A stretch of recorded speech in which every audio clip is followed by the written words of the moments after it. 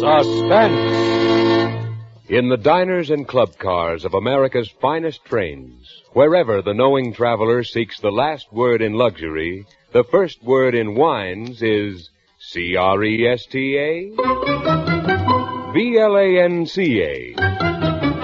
Cresta?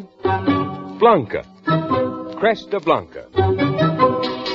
Yes, Cresta Blanca California wine is the choice among those who set today's mode in travel as well as gracious living. So enrich your dining, distinguish your entertaining with Cresta Blanca. When you pour Cresta Blanca Burgundy, Sauterne, or any Cresta Blanca selection, you enjoy the finest in wine. Shenley's Cresta Blanca Wine Company, Livermore, California. And now, Shenley brings you radio's outstanding theater of thrills, Suspense. Presented by Roma Wines. That's R-O-M-A. Roma Wines, for your everyday enjoyment. Tonight, Roma Wines of Fresno, California, bring you Mr. John Lund in Murder Aboard the Alphabet, a suspense play produced, edited, and directed for Shenley by William Spear. It is well past midnight now, and I write these words so that other men may know the full story of that ill-fated voyage of the deep-sea tug, Alphabet.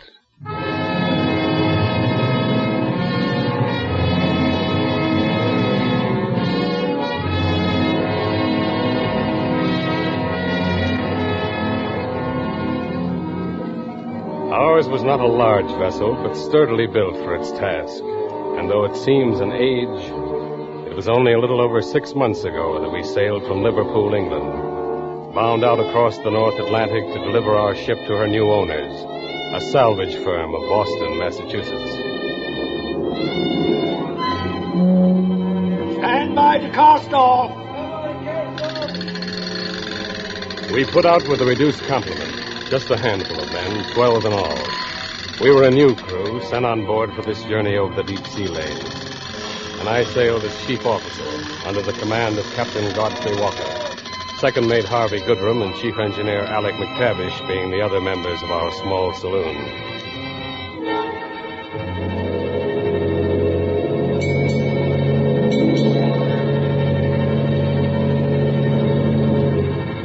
I remember we departed on a cold, wet day, with the fog lying low over Birkenhead, and the northwest wind blowing fresh in our teeth. On a port! As the drab gray of the Liverpool dockside dropped back into the soaking mists, I doubt if any man aboard could have foretold what lay ahead over those 3,000 miles of heaving sea. When we had cleared the lightship, I went into the wheelhouse, where Captain Walker searched the channel ahead, his deep black eyes staring out from under his shaggy eyebrows. I saw him, his huge frame bundled in a salt-stained greatcoat.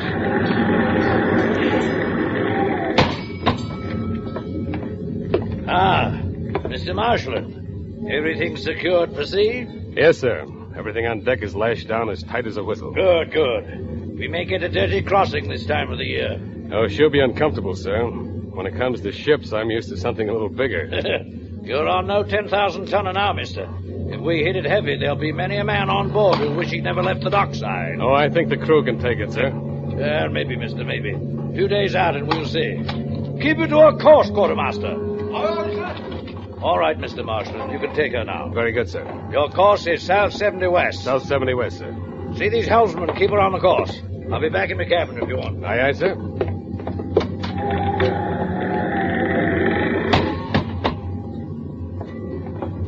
Queer toe, the skipper, sir. Is he? Aye. Fair gives me the creeps, he does. Oh, he's probably harmless enough. Used to bigger commands than this, I imagine. But I'd keep a watch on him, sir, if I was you. Keep a watch on him. Why? Why? If you don't know now, sir, you'll find out soon enough. South 70 west. Check your course. South 70 west it is, sir.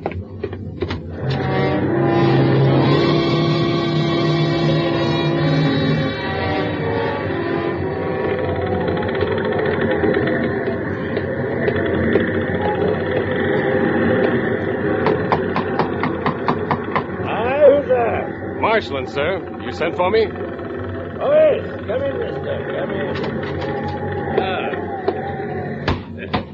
in. Take a chair, mister. Thank you, sir. No, not that one. Over there. Oh, certainly, sir. Is there anything wrong? No. Nothing's wrong. I just want to talk to you, discuss the affairs of the ship with you, give you some idea of what I expect. Oh, here, cigarette? Oh, thank you. Oh, by the way, you will not use that ashtray on your right. No, you will not use it. You may place your ash carefully on the other one. This one? Yes, that one. Tell me, how long since you had your last berth, mister? Why, it's been some time, sir. Oh. Port captain says you know me. Well, only by reputation, sir. Would it surprise you to learn that I know something of you by reputation, mister? Why, I don't exactly... We ought to make quite a pair, mister, quite a pair. Oh, well, no matter. Now, I shall tell you the reason I summoned you to my cabin, Mr. Marshall. You will find, if you do not know already, that I have very definite ways I wish things to be done. Very definite ways. First of all, I demand complete, unquestioning obedience. Of course, sir.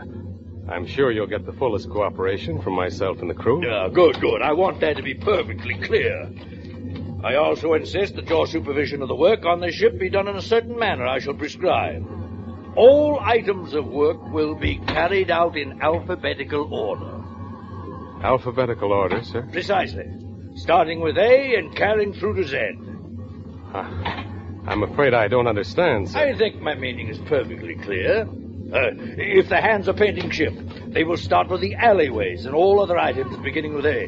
Then the bulkheads, then the decks, and so forth. You understand me now, mister? Oh, yes, sir. I think I understand. But I'm afraid I don't quite see your reason. Mr. Marshall, my reasons are not to be questioned. You will remember, while I'm in command of this vessel, I hold the power of life and death.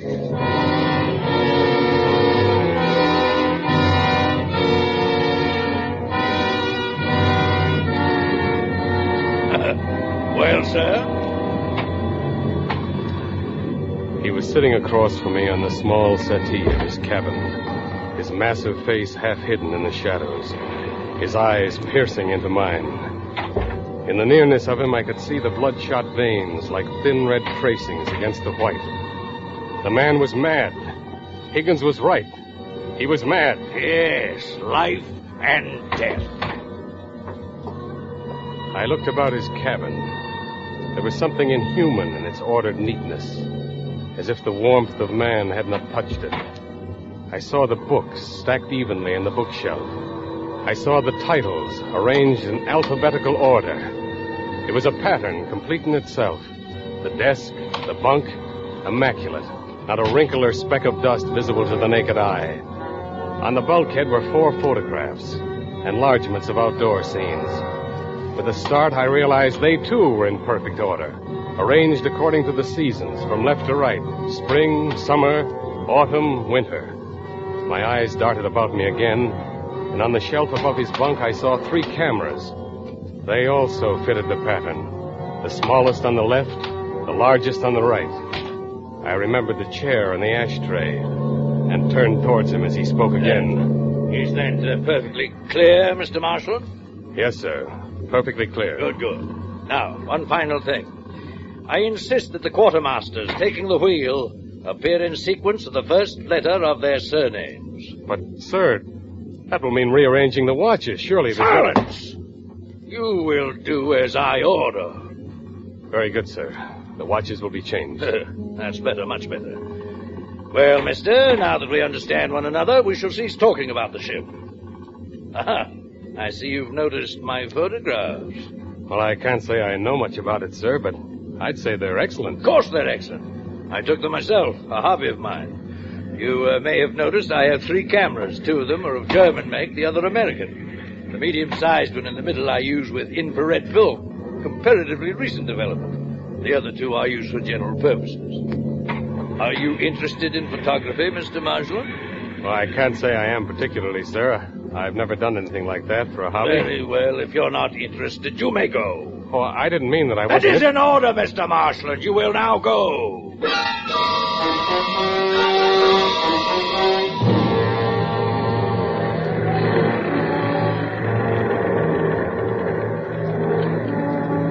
I left him then and stumbled into the cold darkness outside, the thoughts tumbling unendingly through my head as I made my way to my cabin. We were pushing our way over the restless waters of the North Atlantic with a madman in command.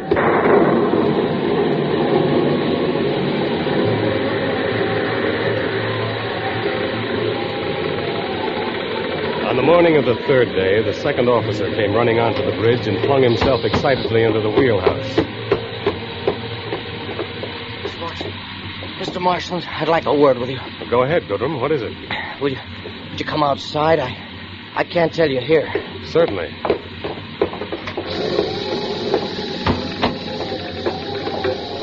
Now, what in the world is the matter with you? It's the wireless operator, sir.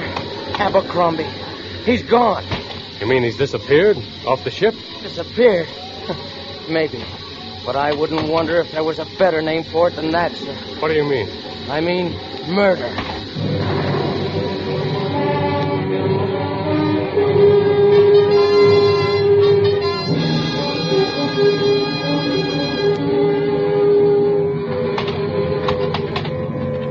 Abercrombie was gone. Vanished without a trace from the decks of the Alphabet. And although I didn't have the feeling myself, there was an uneasiness within the crew now. They seemed furtive, frightened, and they quietly drifted out of sight whenever the captain made an appearance on the deck. You could see they feared him, and somehow connected his madness with the disappearance of the wireless operator. That night, I stood in the darkness of the wheelhouse, the faint light from the binnacle shining on the face of Higgins as he stood his trick at the wheel. It's a rum go, sir. That Abercrombie didn't just fall over the side by himself. Mark my words on that. Oh, come now, Higgins. Many a man has disappeared from shipboard, swept over the side by a sea. Sir, on a stormy night that may be. But last night was a pretty quiet one. Just a little kiss of rain. Done in he was, sir. But why? What reason? Reason? No one had no reason, sir. Except maybe the queer one. The queer one? Aye, the skipper, sir. Good heavens, man. Are you accusing the captain of... He's not a normal man, sir. I wouldn't be too loud about the captain, Higgins. You can't accuse people without evidence. I'll keep me tongue. But the skipper's off his rocker. You know that as well as I do, sir. Oh, he's got some set ideas about things, but that doesn't... Alphabetical ideas, sir? Well, yes, but... Ain't you thought of this, sir? His name, Abercrombie. What of it? Beginning with a hay. The first letter of the alphabet. Abercrombie was the first. But he won't be the last, sir. He won't be the last.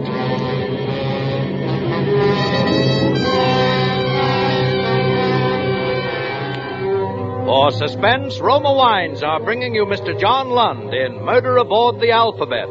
Roma Wines' presentation tonight in radio's outstanding theater of thrills, Suspense.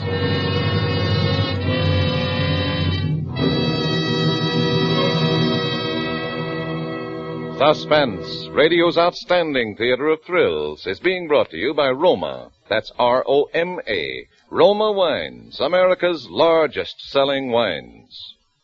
When it's 90 in the shade and there's no shade, that's the time to enjoy tall, tinkling glasses of ice-cold Roma wine and soda. Yes, treat your family and friends to the thirst-quenching goodness of Roma wine and soda. So simple. Half-fill tall glasses with any Roma wine, such as robust Roma Burgundy or delicate Roma Sauterne. Fill up with cracked ice and soda, sweeten to taste. Then take a long, cooling sip and smile. You'll discover why Roma wine and soda is so cool to come home to, especially when the weatherman says warmer. And remember, for better taste, always enjoy Roma wines. That's R-O-M-A, Roma Wines, the greatest name in wines. And now, Roma Wines bring back to our Hollywood soundstage John Lund as First Mate Marshland and Joseph Kearns as Captain Walker in Murder Aboard the Alphabet. A play well calculated to keep you in suspense.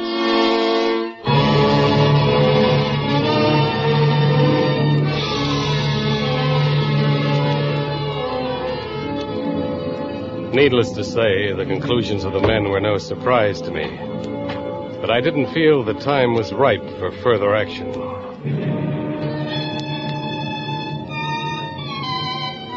On the evening of the following day, the barometer started dropping, and next morning saw the low gray clouds scudding swiftly before the wind, and the Alphabet laboring heavily in the rising sea. It was at 8 bells of the morning watch, the 6th day at sea.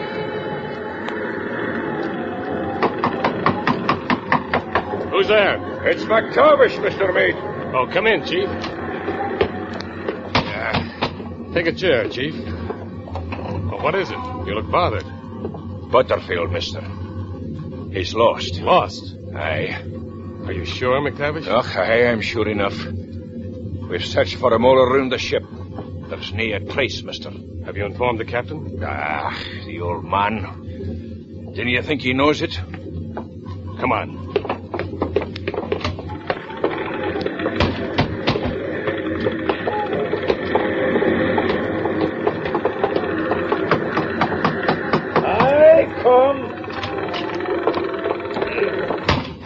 Well, mister? There's another man gone, sir. Butterfield. Butterfield, eh? Aye, sir. How long have you known this, Mr. Marshall? The chief engineer informed me only a few moments ago, sir. Are you sure of this, Mr. McTavish? Aye, I'm sure. There's nae a trace of him anywhere aboard the ship. Very well, Mr. McTavish, you may go. I wish to speak to the chief officer alone. What about Butterfield, sir? Go, Mr. McTavish, that's an order! Aye, sir. I'll be off. Well, Mr. Marshall? I'm afraid this is beyond me, sir. No, I'm not referring to the engineer, mister. He's obviously disappeared. There's nothing we can do about it.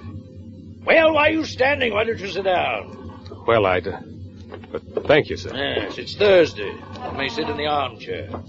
Thank you. Well, what do you think of my ship now?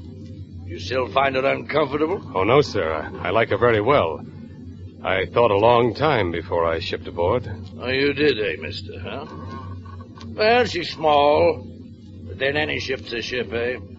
I'd like something a little more, but then the sea is the lady that counts. Am I right? That's right, sir.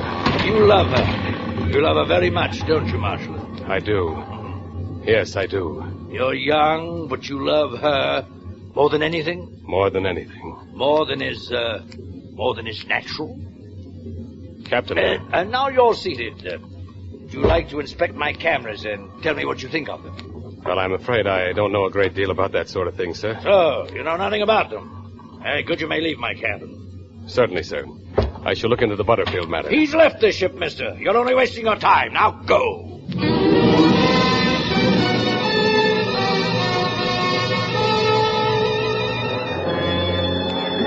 For the second time, I left the cabin of that strange man. I left him alone with his madness, and steadying myself against the roll of the ship, walked the deck, thinking my own thoughts. It was that night that Higgins came to me in my cabin. I bade him enter, and he settled his wizened body down upon my armchair. I was lying in my bunk, watching him as he sat there, awkwardly twisting his cap in his hands. It's an unusual request I have, sir. I hope I can speak in confidence, like. Go on, Higgins. Whatever you have to say will be just between the two of us. But, sir, we think the skipper should be put away, sir. Put away? What do you mean? Locked up, sir, where he can't harm us. You know that's mutiny. Ah, it's mutiny, but Mr. Marshland, he'll murder us all. Abercrombie, Butterfield, he'll go clear on down the alphabet if we don't stop him. There's no proof. Well, the lads are sure enough. Are they? Just give us the word, sir, and we'll help you. We'll put him away. Very well, Higgins. Keep it among yourselves, but you can tell the men this. If there's any more trouble, I'll take matters into my own hands. You can rest assured of it. Blimey. Thank you, sir. It may be mutiny, but there ain't a court in the world as ever would convict you at it. No. No, Higgins, I don't think there is.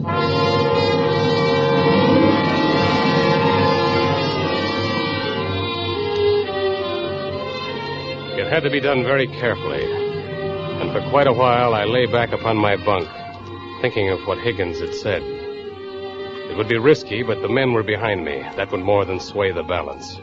Higgins was right. Any court of law would see the wisdom of my action. They would never convict for mutiny, and Captain Walker would be locked away forever.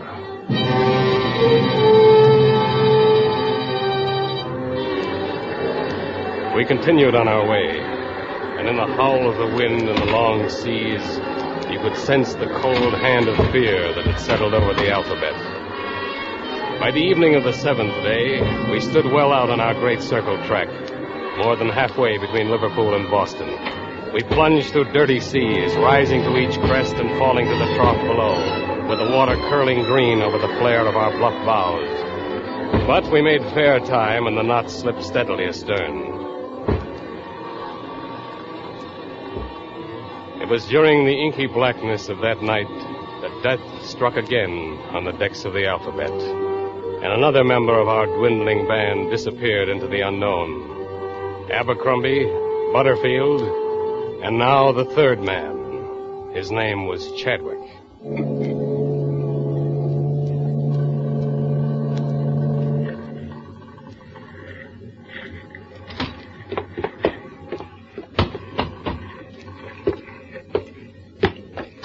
Who's that? Oh, good evening, sir. Dirty weather, sir. Well, I'll be getting below, sir. Would you please let me by? I want to go below. No!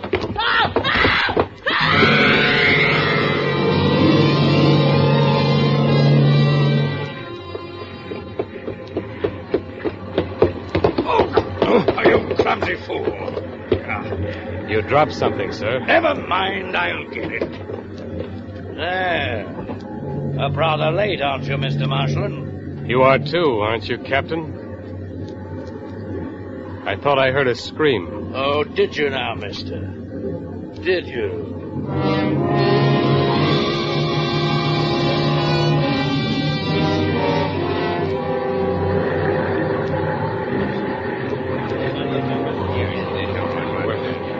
We're all here, sir. You all know why you're here. Yes, sir. The lads know. We're with you, mister. We'll stop his tricks, we will. Yes. Good. Now we must do this quietly and quickly. There must be no bungling, understand? Yes, sir. All right, here goes. Yes? Captain Walker, will you come on deck a minute? Well, mister, what is it you want? Come out here, sir. I want to show you something. Take your hand, Mr. Marshall. Never mind that, man. Captain, stay where you are. This gun is loaded. So now it's mutiny. Marshland, you'd better Shut up. One move and I'll shoot. Aye, and you'll get my knife in your gizzard. Mr. Marshland, he's the skipper now. You swing for this, Marshland. You and all the rest. Do you really think they'll hang a mate for mutiny when they can hang a captain for murder?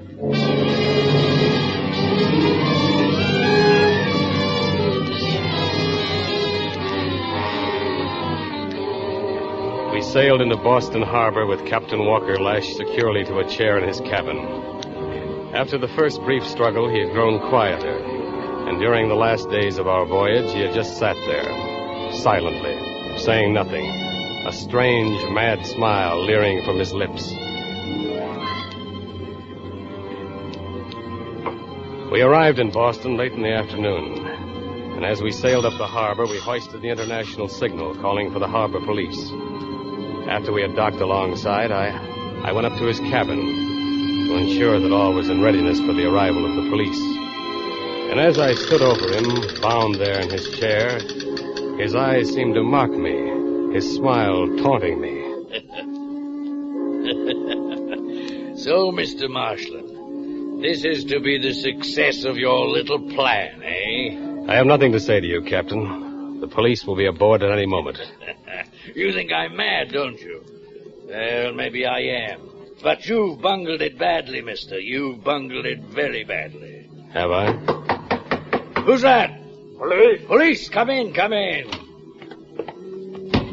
Officer, this man is... Yes, you've bungled it, Mr. Marshall. Why weren't you content to let me be with my madness, as I was content to let you be with yours? Oh, we'd have made quite a pair, as I told you, if you hadn't bungled it. What are you talking about? Oh, I know all about you, mister. Under a bit of a cloud, eh? Haven't shipped for quite a while. Not the first vessel you've been on where men have disappeared in the black of the night, eh? Oh, but I wouldn't have cared. No, I liked your methods, businesslike. By the letters, by the alphabet. You are mad. Take him away, officer. Yes, mad, quite. But you should have taken more interest in my photography, mister. My infrared film, for instance. You can take pictures on the darkest night. Would I have one, mister? An excellent likeness. A likeness? Of you, mister. The night you pushed Chadwick over the side.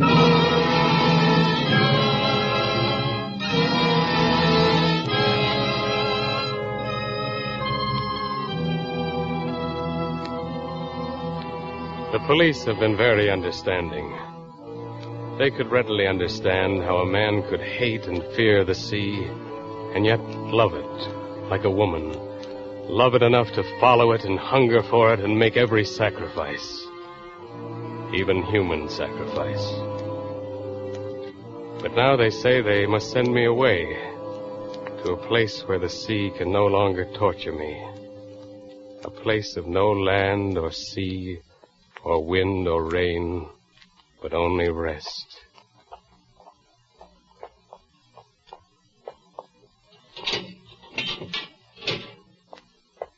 This time, my son, can you pray? Yes, to the sea. Only to the sea.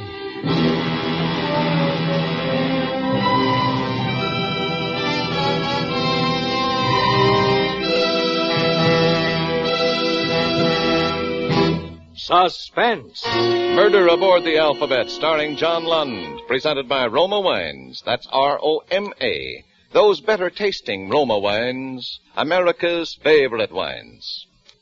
Yes, Roma wines taste better, because Roma brings you the captured natural richness of California's choicest grapes, gently pressed and guided, unhurriedly, with ancient skills and America's greatest winemaking resources, to tempting taste luxury. These better-tasting Roma wines are placed with mellow Roma wines of years before, and from these, the world's greatest wine reserves, Roma later selects for your enjoyment. This weekend, share with your friends the hospitality of delicious Roma California wine. Before dinner, serve nut-like Roma sherry. After dinner, enjoy rich, fruity Roma port. Yes, the better taste of choice Roma wines tells you why Roma, that's R-O-M-A, Roma wines, are enjoyed by more Americans than any other wines.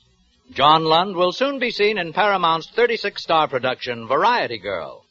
Tonight's suspense play was by Charles Turrell. Next Thursday, same time, you will hear Lloyd Nolan as star of Suspense.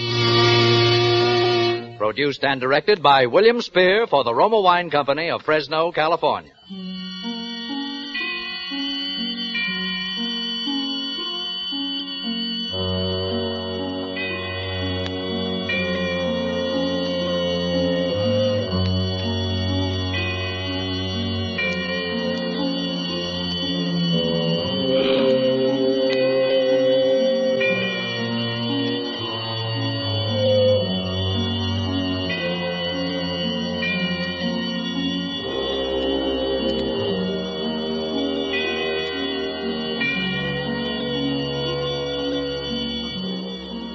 Don't forget, next week Suspense will present Lloyd Nolan.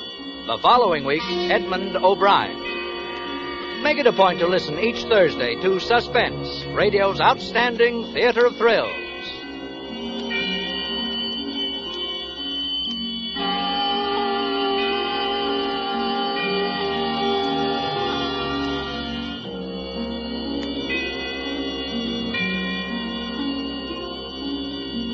This is CBS, the Columbia Broadcasting System.